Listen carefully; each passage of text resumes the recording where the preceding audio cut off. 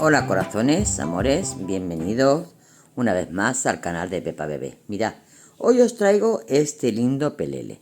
Se llama pelele feria, con este bonito dibujo. Mirad cómo está el pelele. Por detrás le hemos hecho también una secuencia. Está terminado con unos piquillitos, las manguitas.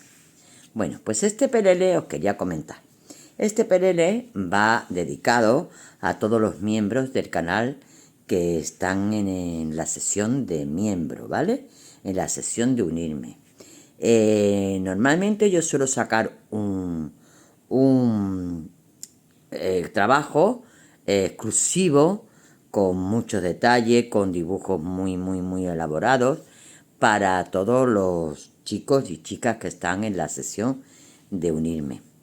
Esta vez yo siempre regalo patrones, ¿vale? Todos los meses a todas las chicas que están, todos los chicos que están, regalo patrones, todos los meses les regalo un patroncito de cualquier cosita. Pues esta vez, en vez de un patrón de regalo, vaya a tener un tutorial a los 15 días en vez de al mes.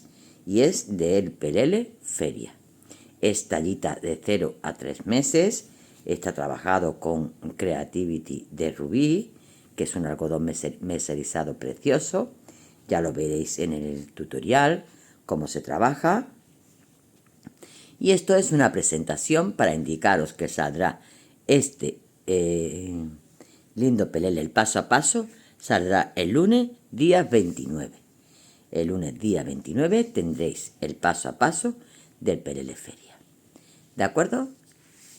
Pues esto es lo que os quería comentar, que esta vez en vez de hacer un patroncito, lo que he hecho un nuevo tutorial muy exclusivo para todos mis corazones. 1.000.000 de gracias por estar ahí, 1.000.000 de gracias por haceros miembros, que eso ayuda muchísimo al canal a seguir subiendo y a estar aquí, poder trabajar y hacer muchas cositas para todos vosotros y todas vosotras.